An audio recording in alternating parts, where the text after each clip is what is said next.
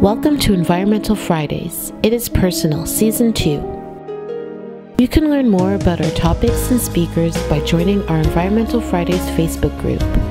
This series is brought to you by Best Early, the Benton Spirit Community Newspaper, Andrews University Community Engagement Council, GC Scored, Every Piece Matters.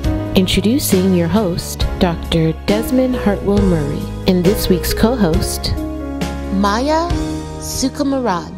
This week on Environmental Fridays, we'll be hearing from Professor Susan J. Woolford-White. So I'll go ahead and get started. So I want to welcome you everyone to Environmental Fridays, Season 2. It is personal.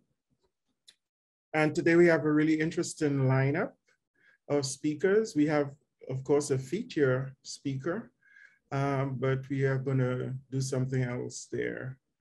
You'll see. So we want to invite all of you to also visit our website at www.theenvironmentalfridays.com, and you'll find out much more information and details about this initiative.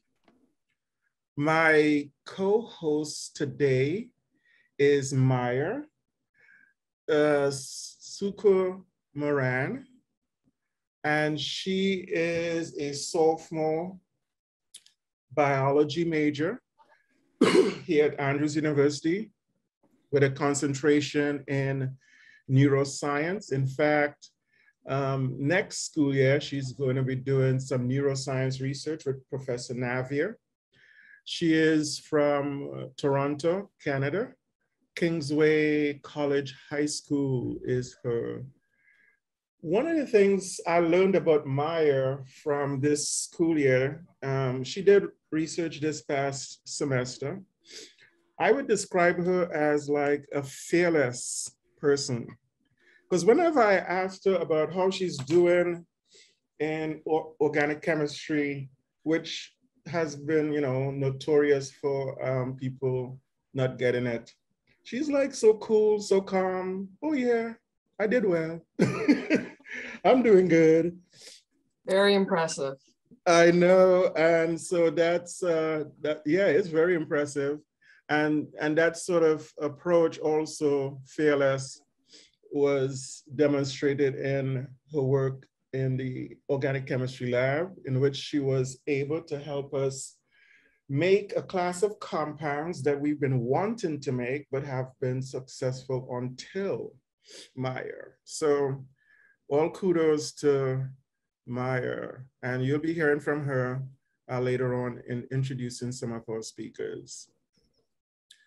So we've introduced this new segment called Environmental News, and this month is National Asthma Month, and it's other ailments as well, but you'll see why I'm focusing on this here. We want to play a short video, 2 minutes. Here comes seasonal allergies, the runny nose, the watery eyes, the scratchy throat, the itchy ears. But you know what? There's things you can do to be prepared. Nasal allergies affect an estimated 50 million adults and children. In the spring, many of the allergens can be found amongst the trees, the grass, the pollen, mold spores, even those stinging insects. So, what can one do? Stay inside and avoid the great outdoors? Not a chance. There's no cure for seasonal allergies, but it can be managed. Make yourself an appointment at an allergist. Know what your family history is. Know what your triggers are. And the key is to be prepared. Being prepared means taking your allergy medicine as prescribed and knowing your treatment plan. For more tips and information, visit the Asthma and Allergy Foundation of America at aafa.org, or you can go to our website. What is it, Julie? TheBalancingAct.com. Stay with us.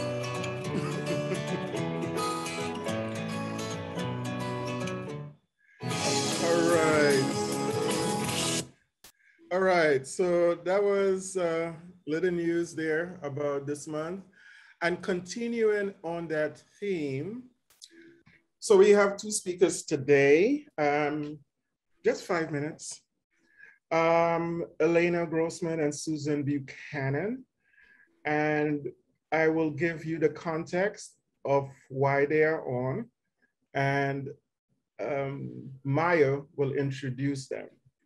So one of the things that actually came out of, that has come out so far from our environmental series, is that it has made connections between audience members. And in particular, this connection was made between Princella Tobias and Elena Grossman and Susan Buchanan.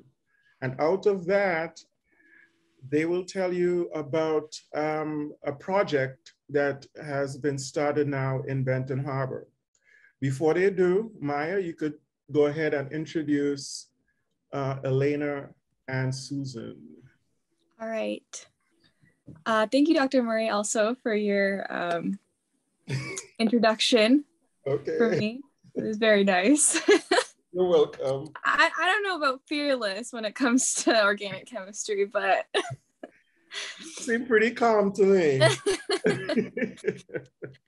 Okay, so we have Elena Grossman, who is a research specialist at the University of Illinois at Chicago School of Public Health, and Susan Buchanan, who's a clinical associate professor of environmental and occupational health sciences at the University of Illinois Chicago School of Public Health, and is director of the Great Lakes Center for Reproductive and Children's Environmental Health.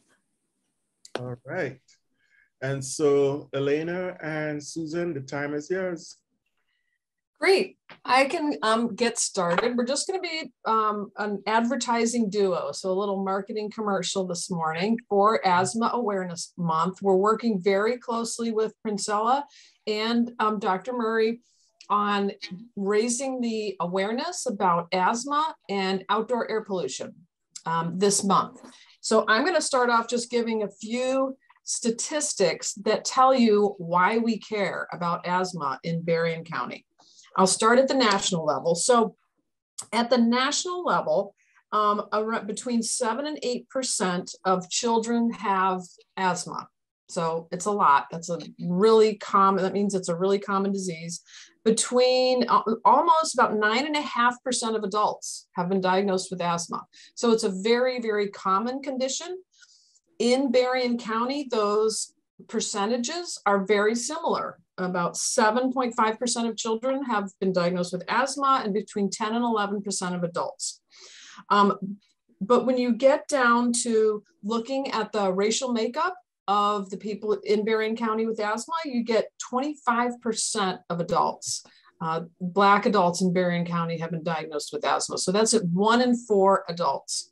So really common in Berrien County. It's one of the reasons that we're going to be in Berrien County next week at the resource fair, handing out information on outdoor air pollution and asthma. ER visits, there's over 1.5 million visits to the emergency room on a national level for asthma. So we know kids go to the ER and then parents miss work and then kids miss school. And asthma is deadly. Over 3,000 people a year die of asthma in the US. So those are just some of the statistics around asthma specific to nationally and Berrien County. And now I'm going to turn it over to Elena to talk about what we're going to be bringing with us from Chicago next week for the resource fair. Thanks, Susan. So as Susan said, we've been working closely with Dr. Murray and with Princella. And in this kind of collaborative approach, we've decided to really focus on communications and getting information out to the community. So we will be sharing messages about asthma, some of those statistics that Susan mentioned, triggers, and then getting into what you can do about it, because I think that's really what a lot of people care about, both in protecting themselves or their family members who have asthma, but also a bigger picture, how can we reduce outside air pollution and outside triggers for asthma. So with that said, we'll be providing short messages through the Benton Spirits Community newspaper, as well as the social media outlets for the community newspaper. on a daily level. There is an air quality index, which is supported by the national government, and it provides local information on your air quality to the zip code, which is great. And so we want more people to know about that, especially those who have asthma. So we'll, and they have apps. So the website is an app. It's very easy to use. So we've created a QR code and we put it on bracelets we're going to be handing out. We're hoping to hand out shirts and postcards. They also have the Air Quality Index program also has a flag program. So the Air Quality Index is a series of colors. So green, yellow, red, green, yellow, orange, red, purple. Green meaning the best, the best quality of air, purple meaning the worst, like you are in a wildfire, basically. So when all those wildfires are happening, they had the color purple. And so they have a flag program where you can put up the color, you check the daily air quality, and you put the flag on, in a central location in your community, and you can let everybody know how the air quality is. And that really can influence people's daily activities for those who suffer from asthma or other respiratory illnesses. And as Susan said, we will be at the resource fair next week. I think it's May 12th at the YMCA in Benton Harbor from 4 to 6. So please come on by. We have information and we'll provide more detailed information on what we briefly shared with you today. Okay, very good.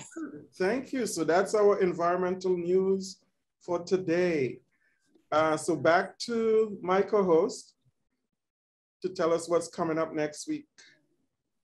Okay, so next week we have the United Nations Environment Program, our Triple Planetary Crisis by Andrea Hinwood, coming next week. Right, and that will be our last episode for this season 2.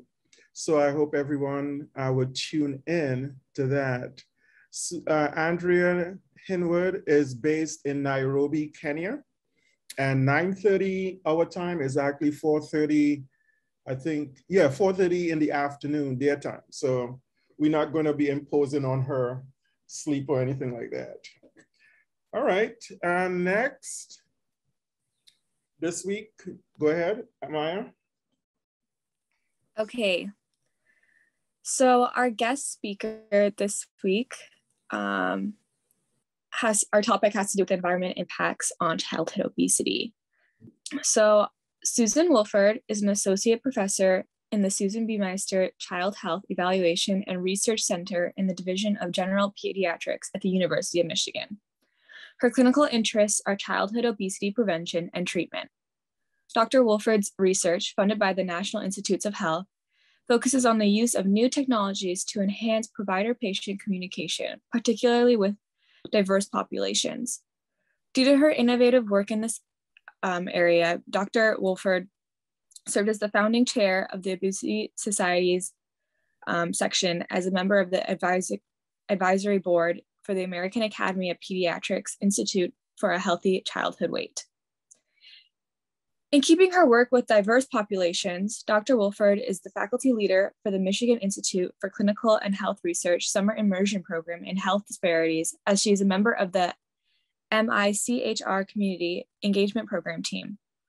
Dr. Woolford also serves as a co-director for the Healthy Flint Research Coordinating Center, and in this role, she participates in a weekly webinar addressing pandemic-related questions to help community members make informed decisions to protect their health. Please give your attention now to our wonderful guest speaker, Dr. Woolford. Thank you so much, Maya, for such a kind introduction. And thank you so much, Dr. Murray, for the invitation to participate in this series. You're welcome. So, as was mentioned, we're going to be talking about environmental factors related to obesity, and I entitled this presentation, Live Here, Not There, How Outside Forces Impact Childhood Obesity. But I struggled with the title because I really felt like maybe I should call it Outside In. I don't know how many of you on here, I was told there would be high school students, would be familiar with the Inside Out movie, which is a movie where we get to see the inner workings of a child's mind and how these inner feelings, the fear, disgust, joy, anger, and there's sadness on the ground, how they impact the actions that you can see on the outside.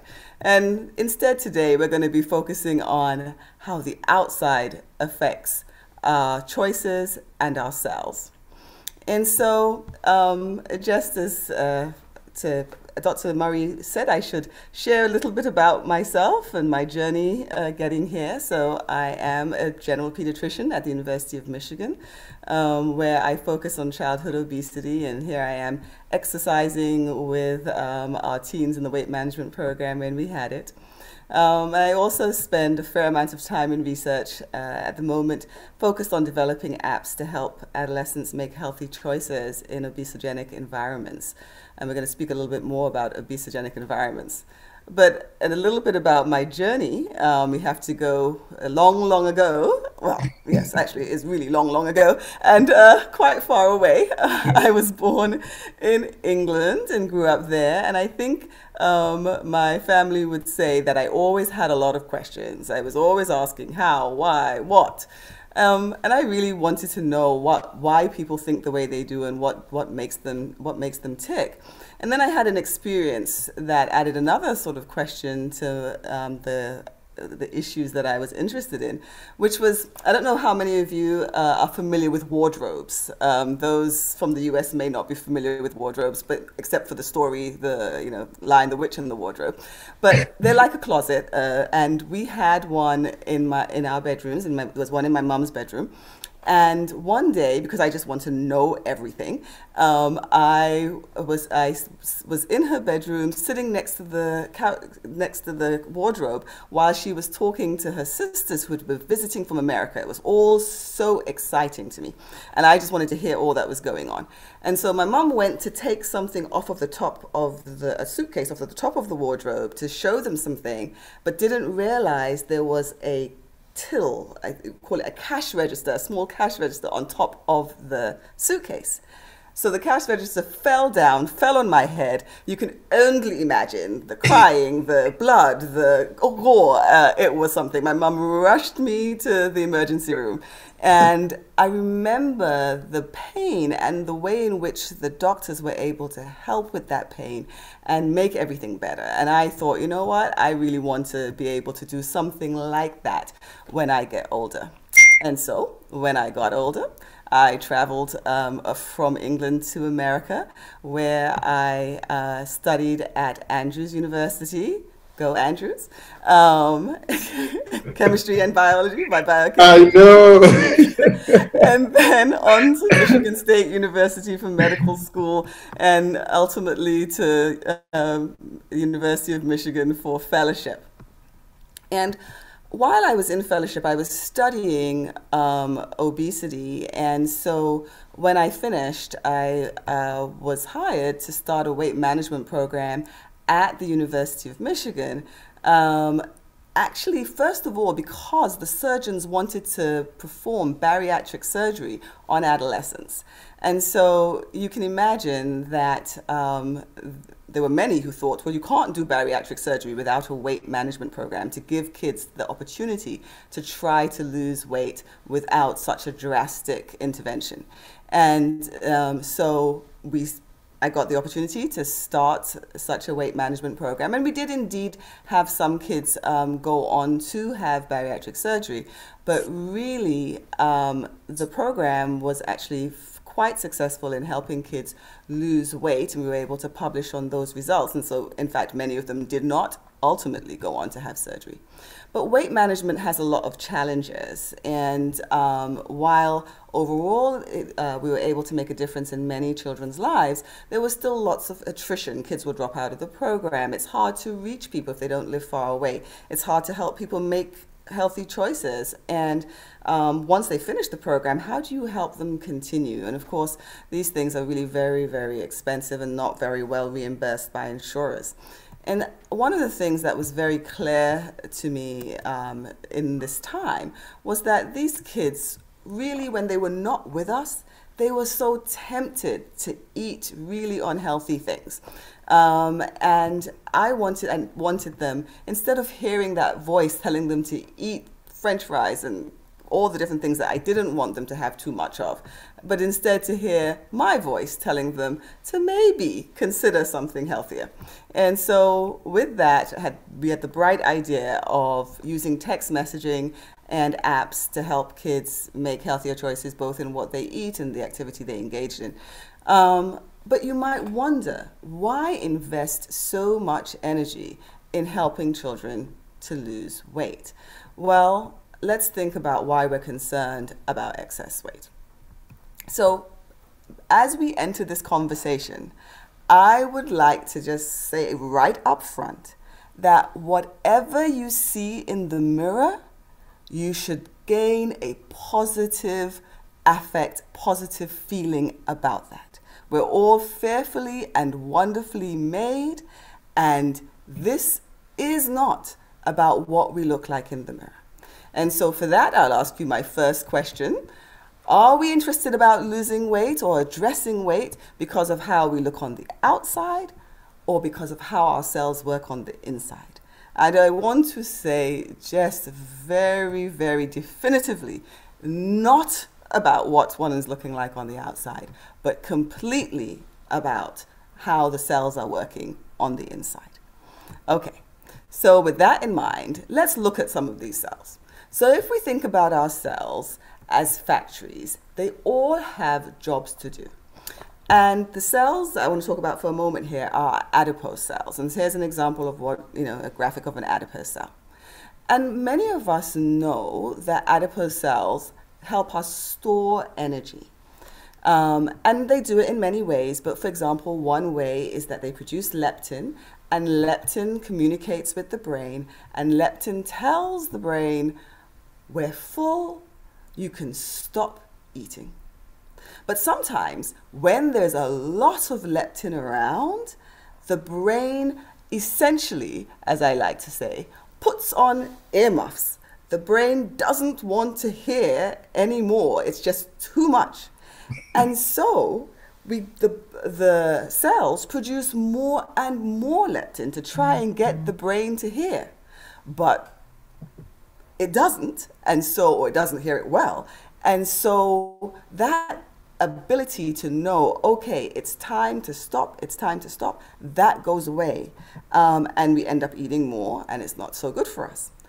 But then why is that such a problem? The problem is that the activity of leptin and many other components of the adipose tissue is not just about storing energy, but it's about regulating immunity. And so let's look at what happens in these adipose cells as far as controlling immunity. Lots of the chemicals and cells in the adipose tissue affect our anti-inflammatory cells and our pro-inflammatory cells. And what happens is when we have these stretched adipose cells, the cells in us when we have excess weight, they decrease the activity of the anti-inflammatory cells, and they increase the activity of the pro-inflammatory cells. And so we end up with this chronic state of inflammation. And that chronic state of inflammation is really damaging to our health. We're going to come back to it in a moment with how it affects COVID, but it also just generally is bad for our health in many ways. And I'd like to point out just a few. So children who have excess weight are at risk for a host of problems. It affects practically every part of our body. But just to hone in on this chronic inflammation, it has an impact on our cardiovascular health. And this picture I'm showing you here is a picture of the inside of a blood vessel. And those ridges are plaques that are beginning to form. And if this were in an adult or an older person, it would be unfortunate because it is the precursor to heart attacks and cardiovascular disease. But this is in a teenager, taken from a cadaver. The child died in a car accident, but you can see already starting to have cardiovascular disease even as a teenager, and that is impacted by chronic inflammation. Chronic inflammation also impacts diabetes, and we see a number of children developing insulin resistance and going on to develop diabetes in their youth when we didn't see this in the past. And then, as I mentioned, I wanted to note that, of course, COVID really seems to affect everything. And we see that kids who have excess weight are more likely to have severe outcomes with COVID. And part of it is likely because of that chronic inflammation, because it affects our ability to fight off COVID. It makes it harder for us to fight it off in the first phase. And in the second phase of COVID, where our body overreacts and our immune system overreacts and damages our lungs and our organs, you're more likely to have that overreaction when you have that chronic inflammation going on beforehand. So a lot of reasons here you can see that the consequences of excess weight are concerning, and so definitely we want to think about addressing it. So in order to address it, we must consider the causes of excess weight. And typically we think about a balance between calories in with nutrition and calories out with activity. And if it were just that simple, well, we'd be able to maybe make better headway in this. Certainly, these are important issues. So let's think about calories out for a moment. Now, how many minutes do you think that children should get of exercise a week? A day. I hope you're saying that it should be 60 minutes a day. How many minutes do you think the average child gets of physical activity a day? Put it in the chat. Let's see. How many minutes do you think kids get on average a day? I'm not seeing them coming in the chat. People, got enough few. Read them out for me, Dr. Murray. I can't see them. Yes, 90 minutes, 10 minutes, 45, 20 minutes, 30 minutes. Well, we have a winner. We have a winner. Here we go. 10 minutes on average. Wow. So clearly not getting what we want them to get. All right. So now let's think about food. So children should get food from all the major food groups, right? And if we focus on fat and sugar, they should get about 15% of their calories from fats and sugars, or less. When we look at what they really get, they get over 40% of their calories from fats and sugars. And I purposely had it cover up the vegetables because that's generally what's being pushed out of the diet when kids are not eating more of these fats and sugars. They should get about 2 to 2.5 cups of vegetables a day, and about 36% of children get this amount. They should get about 1.5 to 2 cups of fruit a day. This is at minimum, and about 25% of children get this amount. So clearly we have an imbalance in calories in and calories out. But why is that the case? Well, for that, we have to think about this socio-ecological model, because so many other factors come into place at the societal, the community, the organizational, the interpersonal, and the individual level. And these we're going to focus on today at the societal, community, and organizational level, really highlight the obesogenic environment in which many kids exist and that have an impact on how many calories in they get and how many calories out they're able to expend. So these factors all have this force on the individual that increases weight in our society. And I like the fact that it was mentioned that by Susan that 7% of children have asthma, which is a huge amount of children. the percentage of children who live with obesity is between 17 and 20%. Wow. And when we think about, just like asthma, when we think about it by race, it's significantly higher for Black children and Hispanic children, where we're closer to the 28-30% with obesity. Not overweight, we're talking about the actual into the classification of obesity. So let's think about some of the factors that push people into this space. So let's start with the organizational level. I'm sure you can think of many of the things that play a role here, but we'll talk about, first of all, school placement. So many kids don't walk to school because it's too far. Schools are placed in the suburbs, on the outskirts, and getting there, walking or riding their bike, it's not easy. So back in the 1960s, about 50% of children walked to school. But by 2016, that number was down to about 15%. So we definitely want to do what we can to change that environment so that kids are able, in fact, to walk to school. Another thing about school placement, often they're in obesogenic environments.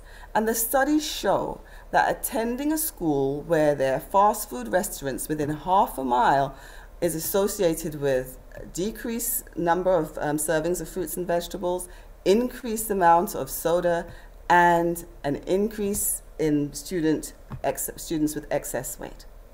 So it's important to note that fast food restaurants are not randomly placed, right? They are more of them in predominantly Black neighborhoods. And it's important to note here, this particular study did not show an increase in density of fast food restaurants or access to them in areas that was associated with poverty. Because often we say, oh, it's just poverty. No, this was not poverty. This was actually race. I have to say, one of the emotions does come up when we think about that, because these are not placed randomly. All right. Moving on. I hope you see my little emoticon in the bottom there. Moving on to community. Okay. Community level things. If we think about complete streets, for example. So streets should have more factors than just areas for cars to drive. So of course we want a place for cars, but we want to make it easier for mass transit as well. We want to allow bike lanes so that people can ride. We want to make it accessible for people of differing abilities. We want to have opportunities for shared mobility, so there are places to park your scooters, etc. And we want to make the area attractive so that people will want to spend time outdoors. And so having movements towards more complete streets creates an environment in which people can be more active. I remember when they built in complete streets near where we used to live, and all of a sudden we went from seeing nobody outside to seeing lots of people, families walking, riding, jogging, because now the streets accommodated that.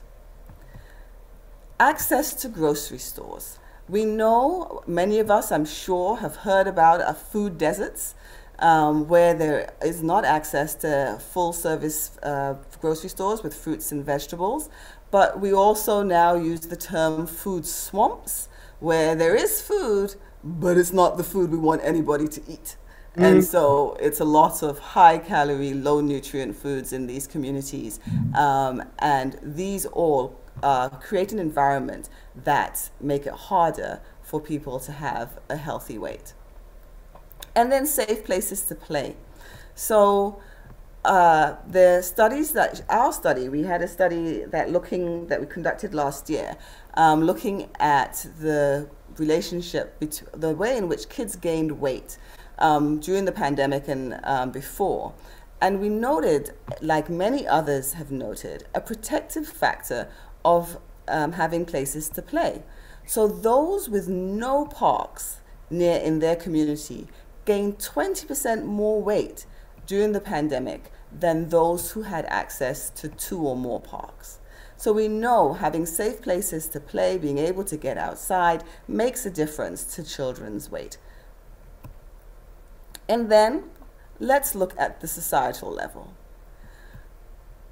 Here, I'd like to bring out, it was mentioned in the introduction about the work in Flint. So I do a lot of work in Flint, and many of you probably are aware of some of the concerns, that environmental concerns there. And you may not think they have much to do with weight.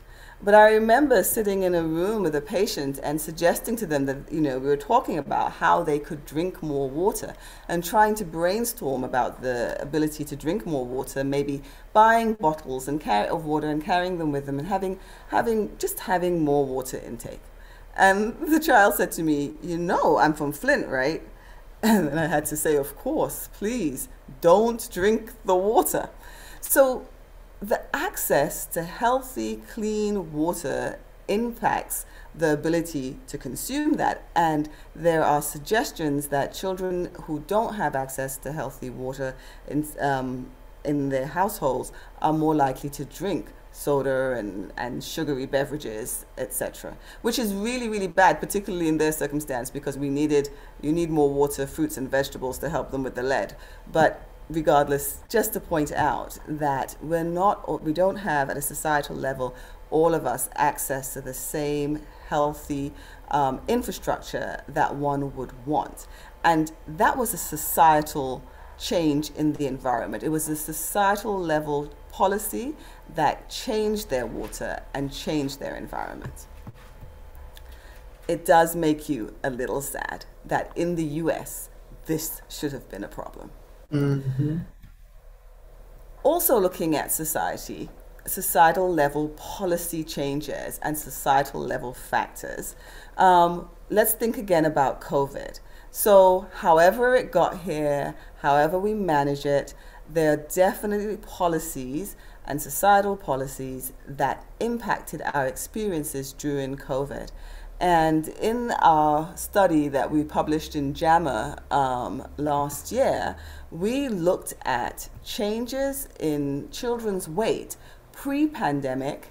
See, the pre-pandemic is going to be on the left here, and then the pandemic time on the right. And so if we look at kids who are 16 to 17 years old, we can see that in the year before the pandemic, over that time, on average, these children who were kids in Kaiser, we are looking at approximately 200,000 children in the Kaiser health system, their BMIs actually decreased. But during the pandemic time, they went up in weight. If we look at children, and it was about an excess weight gain of about just over 2 pounds. When we look at children who are 12 to 15 years of age, we see that they gained even more. They gained 5 pounds excess above what they would have gained the year before. They gained 5 pounds more during this 11-month period that we were studying. And then also for the children who were 5 to 11 years old, their weight gain was about 5 pounds extra as well. The line is steeper because we're showing here the BMI, the distance from the BMI, from the median BMI. So it was a more dramatic change even for 5 to 11-year-olds during the pandemic. So policy changes and policy actions have a role on how we eat and how we exercise, and it definitely impacts weight. It does make you a little bit afraid for what this means for the future, because these kids have to carry that excess weight moving forward. And we know that once weight comes on, it is really, really very hard to change it. All right. So one final societal change I want to mention. It made me think back to my honors project at Andrews, and I was trying to remember the name of it, and I cannot remember. It was something about carbon black, but it definitely was something about polycyclic aromatic hydrocarbons. And I didn't know how important they would be in relation to the work I do now. But it was, I think, something about looking at tires and the polycyclic aromatic hydrocarbons that come from burning tires. But of course, you can get these polycyclic aromatic hydrocarbons from other factors, often from pollution and factories. And of course, these are not randomly distributed, right? So pollution is much worse in lower income communities and in communities of color. And because these things are definitely placed in certain areas and people are there are forces that mean that some people are given the opportunity to live in areas where there's less pollution and others are actively directed towards areas where there is more pollution. That does sort of make you a little angry about that. Mm-hmm. And why? Because these pollutants have a damaging effect in so many ways, but I would just like to bring out one particular way today. And this is that when infants or a fetus is exposed to this pollution while in utero, so the way they studied this was they put backpacks on mothers while they were pregnant and measured the air quality that they were breathing, and then followed these children out for a number of years. And when you look at this, those who had a greater exposure went on to be twice as likely to be obese by the time they were 7. So we know that many of these pollutants are endocrine disruptors and that they cause problems with our ability to metabolize fat, etc. And now we can show that pollution while you are in utero makes you more likely to have obesity when you are age 7.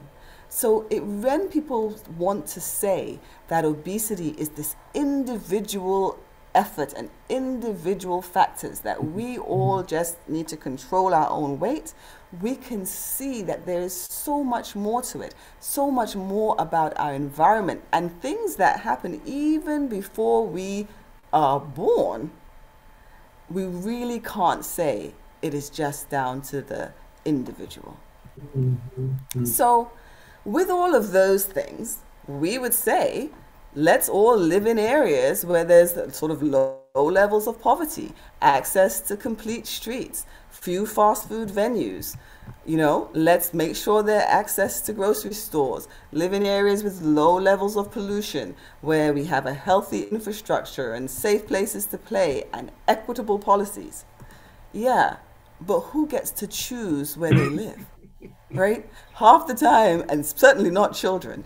And so we know that a child's zip code appears to be more important than their genetic code in determining their risk of developing disease or you know, ultimately their time of death. And now we know that it also increases their risk of having excess weight. So that all seems really quite dismal. So where is the hope? Well, I'd like to say that while I completely agree that this is not on an individual basis, we can try to individually change our environment so that it is as healthy as it can be. The studies do suggest that if we change our own environment, it makes it easier. So to the extent that you can not smoke, one should not smoke. To the extent that you can have as many fruits and vegetables in your environment, stack your fridge with it. If there is no cake in your fridge, then you can't eat it, right? So try to change that environment so that there's the easiest thing to do is the healthiest thing to do. And if you must have, because we all probably have things in our home that are not necessarily the healthiest, try to do portion control. So rather than buying a big cake and saying, I'll take a slice of it, because if you're like me, you'll take a slither and another slither and another slither, and then before you know it, the cake is gone. Try to buy individually portioned things. When you have to keep going back to it, it makes a difference. You tend to have less. Try to shape everything around you. This is my abs of steel little implement here, and you can have it under your desk. And while you're sitting at your desk at numerous Zoom meetings, you can be working out your abs when nobody knows you're actually doing it. But you are, in fact, it's near my desk so that when I reach for something on my left or my right, I can see it. We can try to change our environment. But I want to say that as much as we can try to do that, and I will encourage each of us to do that, we need to do it with the understanding that there are these huge forces working against us. And even if we cannot change our actual weight, just engaging in more of that activity and changing some of the things that we eat may help our metabolism, help our cells to function better, even in light of excess weight. And finally, I'd like to say where we really need to put a lot of energy is into changing policy. And so if we could have policies that change the placement of fast food restaurants so they cannot be near schools, if we can change policy so people cannot advertise these unhealthy things to children, if we could change policies so that poverty would actually be decreased, if we can change policy, then that would truly be a reason for joy and for happiness, because we would be able to actually make a change. And I'm not saying this just sort of like pie in the sky that there's no evidence that it works. There is definitely evidence that changing policies actually can change BMI. And so that would be one of the things I would encourage all of us to advocate for as much as we can, so that the environment would encourage a healthy weight. And with that, I'd like to say thank you for your attention, and open to taking questions. Oh, wow. That was really good. Can I give you a new name? I'm from Trinidad. We do this. Explainer in Chief. For real, you are really good at explaining and breaking things down. This is, I think, the second time I've heard you, talk, in this sort of venue. And on both occasions, you brought your props and did a really good job. Thank you so very much. So, yes. So, Maya, do you want to start off with questions or invite the audience to ask questions? Yeah, I do have a question. Okay. So, towards the beginning of your presentation, you showed that you were doing programs with the children for obesity. What did those look like? Was it like a weekly thing or an everyday thing, and what kind of activities were implemented for the kids? Oh, Maya, I just so love that question. I could speak for days on that. Because we had to develop it from scratch. Because when we started this back in 2006, there were very few programs of this nature. There was one in Cincinnati and one in Stanford that were very, very well known. And so we went to learn from them. And then otherwise, there were lots of sort of improvisation. But now there's a lot more known about it. So the recommendations are that these programs should be at least 26 weeks long. And that you should at least have weekly contact. But the more contact you have, the better the outcomes. However, the more contact, the more attrition, because people can't come as often, right? Because these are family-based programs, and that's another thing. Programs should be family-based, not just for the child. You have to have a parent component. So that means that the parent has to take time off work to bring the child. They have to bring the siblings because they have nowhere else to go and do their homework or whatever. So it's a real burden to do that. But if you can get them to come, then coming weekly for for at least 26 weeks, and then including behavioral components, because I see there are psychologists on the Zoom today, so I'll let them speak more to that. But the psychology component is very, very big, because we need to work with the parents and the children around how to make these changes. And then there's a nutrition component in which we try to educate people about nutrition. But most people know that, eating a salad is healthier than eating French fries, right? That's not it. It's like, how do you help them cook in a healthy way? And I had one parent, I loved this. She said to me, we do eat vegetables, but we cook the health out of everything. Because she would say that they would put, butter in everything, and they would put ham hocks in everything. And it's like, yeah, we've cooked the health out of it. So how can you cook it and it still be tasty? Because studies have also shown that you can give people access, but if they're not familiar with those foods or don't know how to cook them, they won't buy them and they won't eat them. And parents are very distressed by buying vegetables and then having to throw them away, because nobody has money to just buy these expensive fresh vegetables and throw them away. Right. So there's a nutrition component, an exercise component. I forgot to mention that, the exercise component. So every time they come, they would exercise together. And that's also important, because the kids had very high BMIs. If you think for an adult, a BMI between 25 and 30 is overweight, over 30 is obese. The average BMI of the kids in the program was 40. So it's very high. Wow. So these kids would have a very hard time being active with their friends at school. They were not going to be picked first for a team. They were not going to be able to participate, but they wanted to be active. And so being in a space where they could be active together with children of similar challenges, that was, I think, a really important part, and something that the kids said they enjoyed. So trying not to speak for 2 hours on it, but that's typically what the programs consisted of. Thank you for answering. That's really awesome. Yes, I see another hand, Len.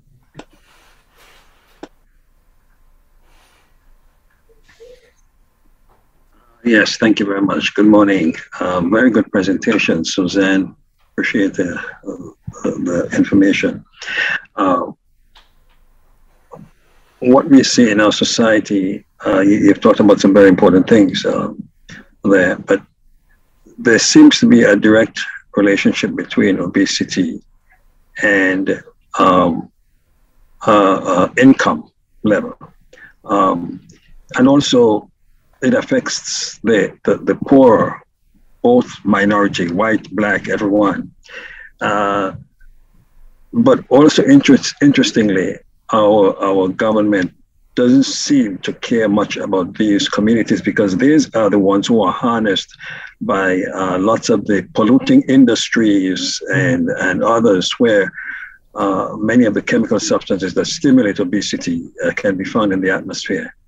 It's a really difficult road for some of these people. I mean, I know we as individuals can do different things in our lifestyle, but when you have that kind of an environment, and also with the cost of food and what many poorer people and minorities seem to see as the most essential thing in their required diet, it's a really difficult proposition. And I don't think our government does enough to support this, even if we hear a lot of talk about obesity. Mm-hmm. Yeah. Thank you so much for your comment. I'm not sure if there was a question, but I will definitely respond to your comment, because I agree wholeheartedly with what you've said. And the relationship between obesity and income is slightly nuanced, and it does differ by country and timing. So in some countries, we'd see that higher income people had more obesity than low income, but then once the whole country sort of developed a higher standard of living, then we see the same relationship that we see here. And I think that whether or not people do things actively or are intentional in the actions, the result is the same, even if it's just that they're not paying attention. The result is still the same. So if people are not concerned about pollution in a neighborhood because they don't live in that neighborhood, right? They don't, I suppose, they don't have to actively do something there, but just by not being concerned, by not taking action to change that situation, they are contributing to this problem. And this issue of pollution, we know how we can address it. We could change the kinds of fuel that we use, right? We could do things about that. But because many people who are in power don't live in areas with high pollution, it appears not to be as big a concern for them. What about non-governmental groups in the absence of really, active governmental action like Len and you are referring to? What about the role that non-governmental groups could play? And do you have examples of that?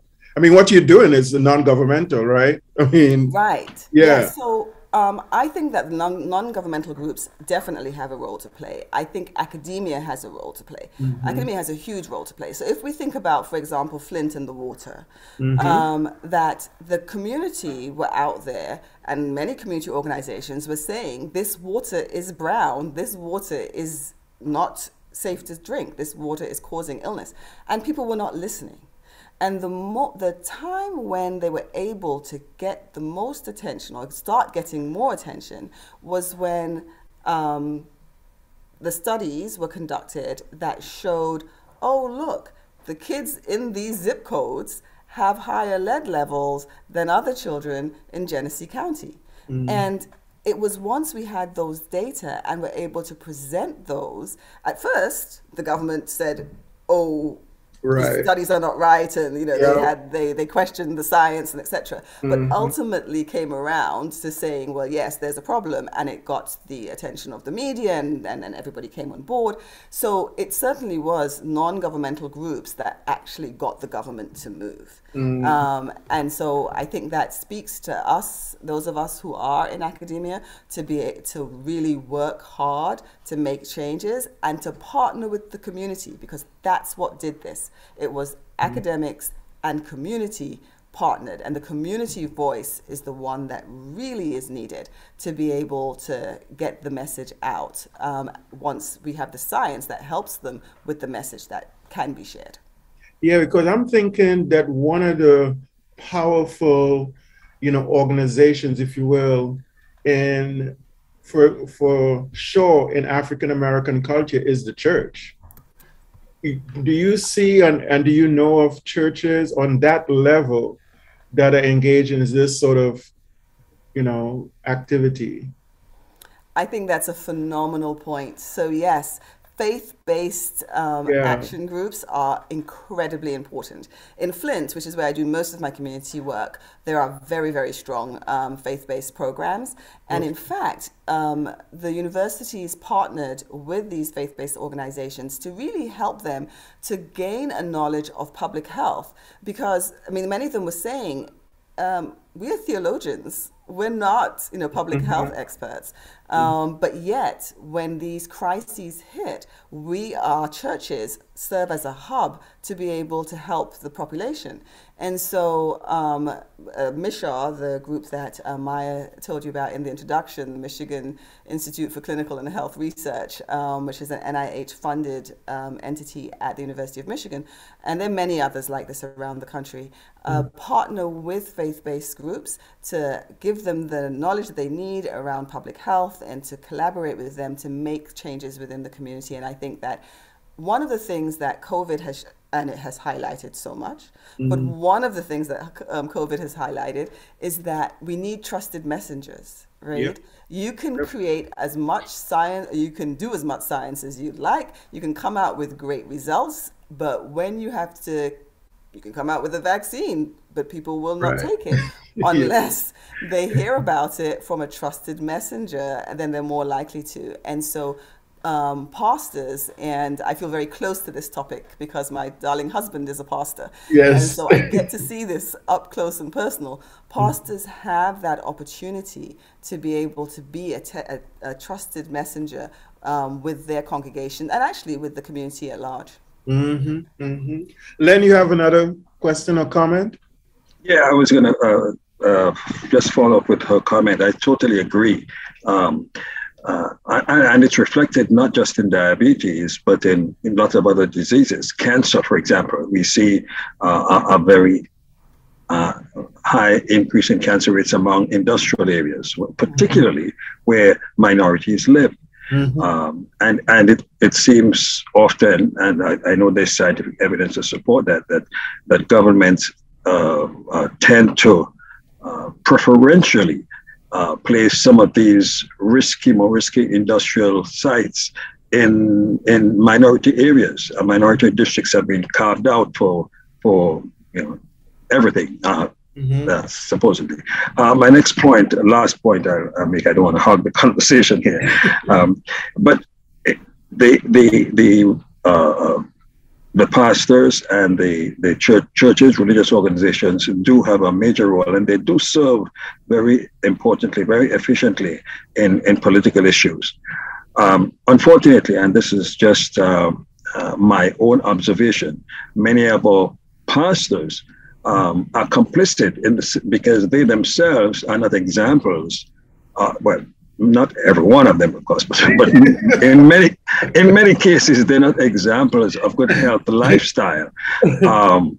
That's true. and you can't give a message of health if you're not practicing it. I mean, your congregants see you all the time. And I think, I mean, in the Adventist church, you look at many of our religious leaders, whether they're conference presidents, just pastors and so on, and their lifestyle is not just obesity, but they don't practice. They don't do rest enough. They don't do exercise enough. They don't eat well. We don't, and we have to be careful that we do set the example here.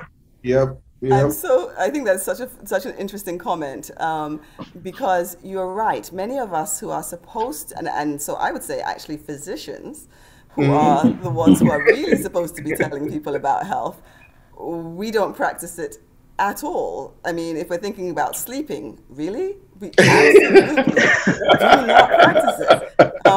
And so I definitely, my hat's off to the pastors who are able to, and not members are not, that's why 60% of our population, adult population, is either overweight or obese, right?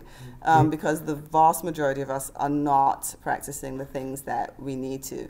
My husband is often sharing with me the fact that we need to include this, because if it's one person who does, like, eat healthily and exercise, a great example of it, and saying to us that we need to incorporate that more into our programming at church, and in other religious settings, of course. I mean, wherever people gather, these things need to be shared, and we need to value it. I think we talk about these things as though they are, you can do it if you like, but truly, what do we have that's more important than our health? There is nothing, because all that academic knowledge we've gained that at Andrews and wherever else we've studied, the moment we have a stroke, it's gone, right? The thing that's most important is our relationship with God and our health, and we do not prioritize our health, and I stand guilty of that. But I think we should all try to do better in that space. Yep. Does anyone else have questions, comments? I see some things in the chat, but does anyone else have questions or comments?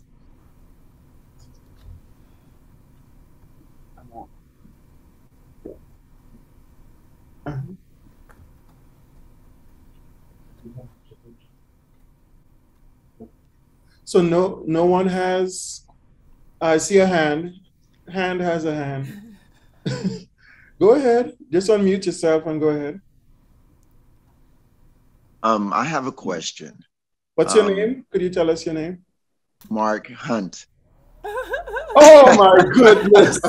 Okay. All right then. Okay. Go ahead, Mark. My question is, we are running a basketball camp here for the youth. It's running the entire summer. And I noticed that in the camp, there are maybe 3 or 4 kids who are not obese, but are overweight. How would I go about introducing sort of not a health plan, but trying to communicate to the entire group without pointing these individuals out that health is very important and we should eat healthy and we should do things to make our bodies more healthier? Thank you so much for that question, Mark. That is a phenomenal question because you really raise a great point. It's important that anybody with excess weight does not feel stigmatized, right? Nobody wants to be pointed out. And one of the things that was a challenge with the weight management program at the university was how, like, kids didn't want it to be called. They didn't want anything, anywhere, any sign to say weight or obesity. And so we called it Empower and never used what that meant. It meant, Michigan Pediatric Outpatient Weight Evaluation and Reduction Program. But no, we just always called it Empower so that they did not feel stigma.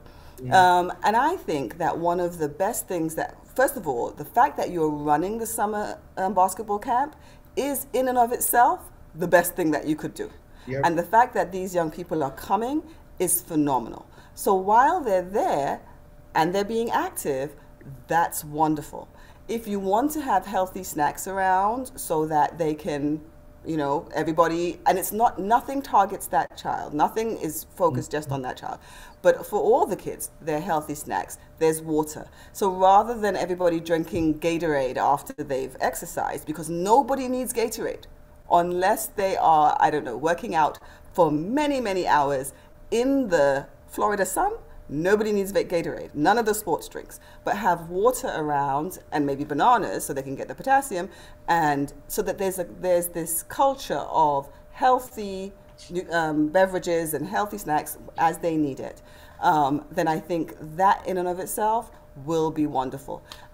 If you wanted to provide educational material, you could do a few-minute talk each session around health, but it wouldn't be around weight, right? You could talk about the importance of sleep for health. If you want to perform well in basketball, you need to get enough sleep because it makes you get enough energy and makes you make healthier choices. So you're not talking about weight, you're talking about sleep, but that will ultimately help their weight. So if you can do all those, those little tips in relation to performing in their basketball as well as possible, then that will help overall. That's a great question. Thank you so much, Mark. Thank you so much, Mark. We don't know Mark at all. He's just new to us. Anyway, I have now, when you did that research at Andrews, yes, was it with Dr. Scorpio? No, No? I took biochem with Dr. Scorpio. Okay. I think my honors project was with Dr. Oh dear. Dwayne Ford?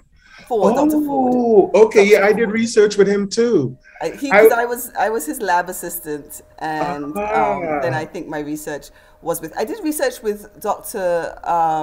Scorpio as well, I think in the with rats or something. I did something in biology with rats, but that particular project I think was with Dr. Ford. Yeah, I mean, the reason why I chose, said Dr. Scorpio is because I know he used to do research with rats and stuff, and I thought maybe you guys were collecting these PHAs and then injecting them into mice or something. So anyway. Yeah, no, yeah. I mean, in his lab, I think I pithed the rats. It was my one rat lab experience ever, never again. And I think, and I think he was doing that research dealing with obesity of the rats. I think that was part of his. I think so. What I could It may remember have been. anyway. My job was just to pit them, which Yeah. was like. But what I learned from you here too is a connection between these polycyclic aromatic hydrocarbons and obesity. I didn't know about that at all.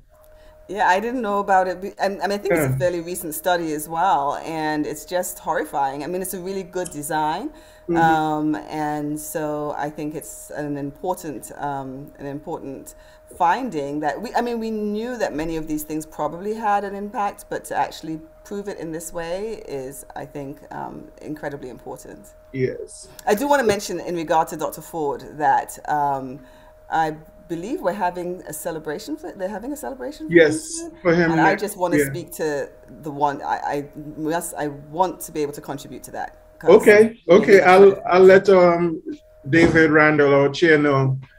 somebody else who just happens to be here. CWH has That's their right. hand up. Another one. Okay. CWH. We don't know her at all.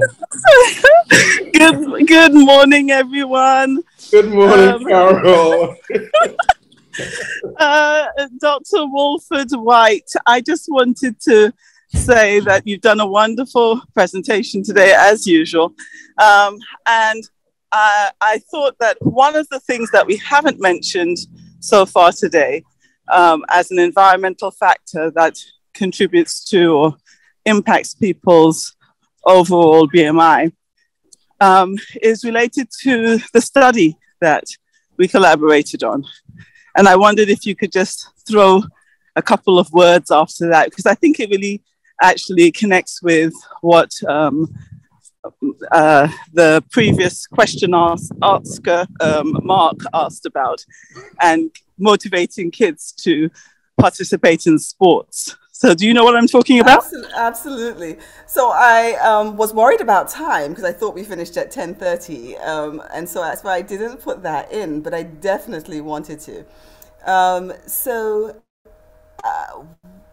One of the things that we're talking about is increasing physical activity, and I see that there is something in the chat about being able to increase physical activity, which actually is really quite hard to do, and particularly there are studies suggest that African American girls have lower levels of physical activity than their peers, and once they hit adolescence.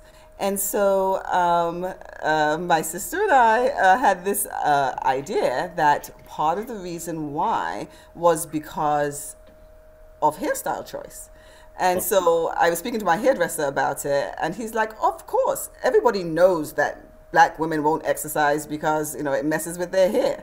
And why would anybody do a research project to prove that? It just goes without saying. And I said, well, nobody's proved it. And so we were able to get grant funding from the Sharp Foundation, and which was led by Muhammad Ali's daughter. I can't remember her name. Layla. Yes, she was a spokesperson for this Sharp Foundation funding.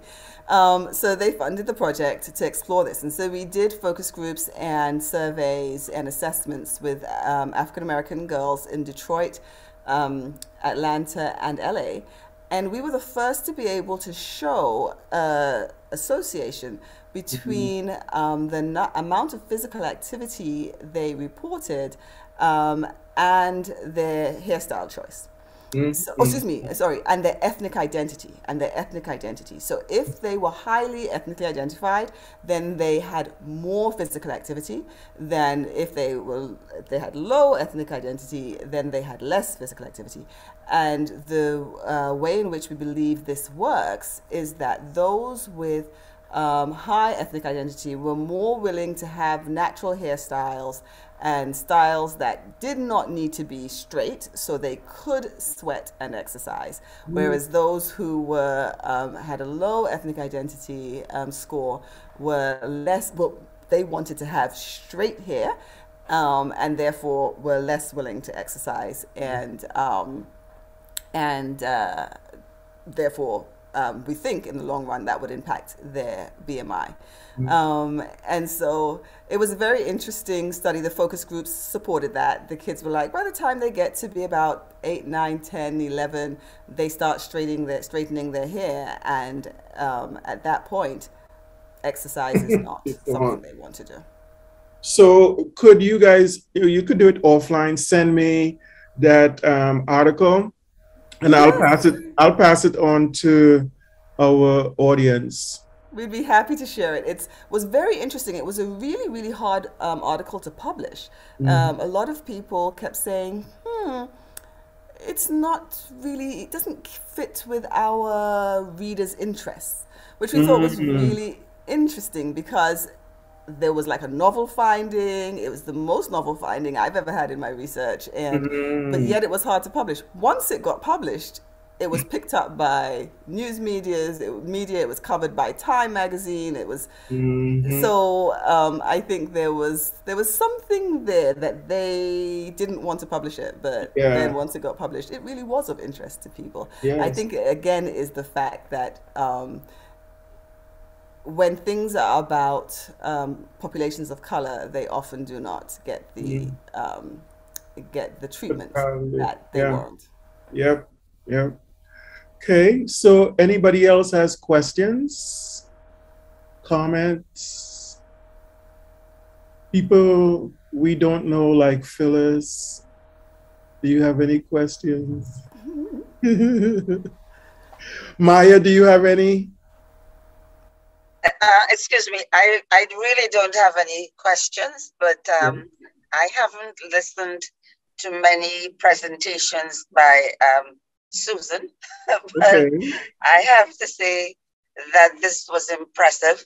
Yes. Very well done, and not because I'm her mother, but so that everybody would know that who's listening. The bit about what her new name, explanation. Explaining in chief. Explaining in chief.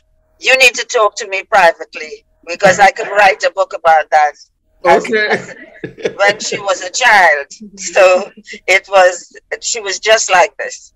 Wow. She asked a lot of questions, and you had to explain it all the time. And sometimes when I would be very tired, because I was working as well, I'm very tired in the evening, and Susan came up with, I would say to her, Susan, let's leave it for tomorrow morning, go to bed, and we talk about it tomorrow. And you know that the minute Susan woke up, she would say to me, are you ready? Are you ready? She's like, Mommy has muted herself. Phyllis, Mom. I'm sorry. Phyllis, you preempted my comment, because I was going to ask off the topic question whether those two names were related, Woolford and Woolford. Yes, well, seeing that we're all among family and friends, I will take this moment to say Happy Mother's Day to Mom, because I very nice. See her on very Sunday. Nice. But thank you for answering all those questions. Maya, you want to? Mother. Yes, Maya, you want to? I think we probably it's 10:55, but Maya, you could be the last voice here. Okay. I also want to say that I really did enjoy the presentation. I thought it was really good and really easy for me to follow. And I think that you're an inspiration to me as a student in Andrews, just to see how far you've come and how far you've gone. It's amazing. Congratulations on all the things you've been able to accomplish. And I hope that God will lead you to continue to do amazing things for all these kids. Thank you so much, Maya. Thank you again for the invitation. And I just want to say, as you mentioned it, God is the center of everything. Andrews gives you a great start in realizing all the things that God wants you to learn, and the ways in which He gives you the ability to follow the purpose He has for you. And so I'd like to thank you guys and to thank Him. Yes, thank you very much to everyone. So Susan, when were you at Andrews? I'm curious. Oh my! Do you know what? Memories don't go back that far. I'm sure I was way before you. So We'll have to talk offline. Oh, sure. You certainly weren't there when I was there, so. Yes, she was there after me too. See, so. Yeah, so we're not going to give any dates. All right, that's good. Well, guys, thank you so much, everyone, my co-hosts, the two Susans, and all of the other people that I don't know today. And we hope you tune in again next week for the final episode, episode 18, that will be coming to us from Nairobi, Kenya, dealing with the triple crisis, planetary crisis that we are facing here. All right, thank you so very much for tuning in to Environmental Fridays.